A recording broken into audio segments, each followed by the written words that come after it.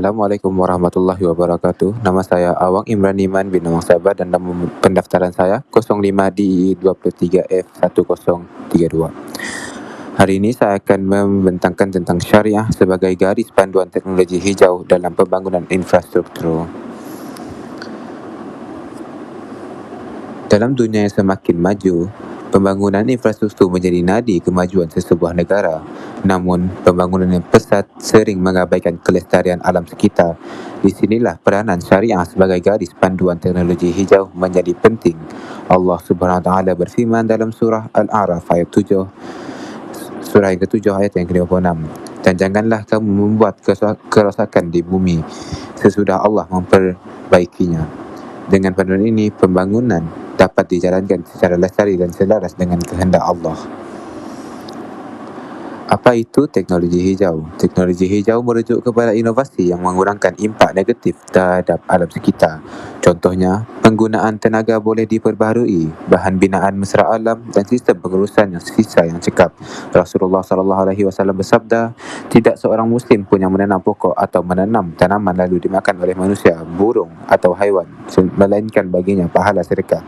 Hadis riwayat Bukhari dan Muslim. Ini menunjukkan bahawa menjaga alam dan memanfaatkan sumber semula jadi adalah amalan mulia dalam Islam. Prinsip syariah. Syariah bukan sahaja mengatur kehidupan ibadah, tetapi juga memberi panduan dalam pembangunan ekonomi dan alam sekitar. Berikut merupakan beberapa penting prinsip syariah. Antaranya ialah keseimbangan, mengelakkan eksploitasi sumber semula jadi secara berlebihan. Allah Subhanahu Wa Taala berfirman, dan kami tidak menciptakan langit dan bumi dan apa yang ada di antara keduanya melainkan dengan benar dan untuk waktu yang ditentukan. Dalam surah Al-Hijr, surah yang ke-15 di ayat yang ke-85.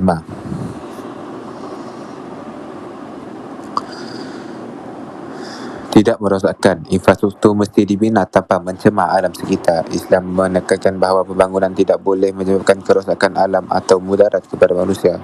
Bila kita membina infrastruktur, ia mesti mengurangkan pencemaran, tidak merosakkan habitat dan tidak mengabaikan keselamatan masyarakat. Selain itu juga, kebaikan umum, manfaat pembangunan dirasai oleh masyarakat tanpa menjejaskan ekosistem.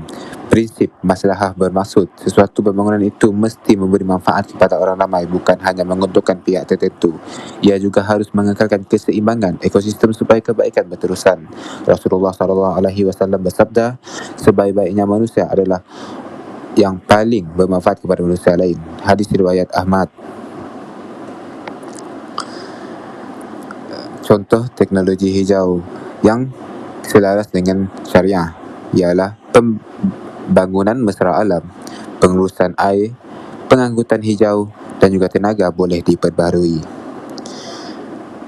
Bangunan mesra alam, bangunan direka untuk menjimatkan tenaga, air dan mengurangkan pencemaran. Prinsip syariah menuntut manusia tidak membazir dan menjaga keseimbangan alam. Allah Subhanahu Wa Taala berfirman, sesungguhnya orang-orang yang membazir itu adalah saudara-saudara syaitan. Surah Al-Isra, surah yang ke-17, ayat yang ke-27.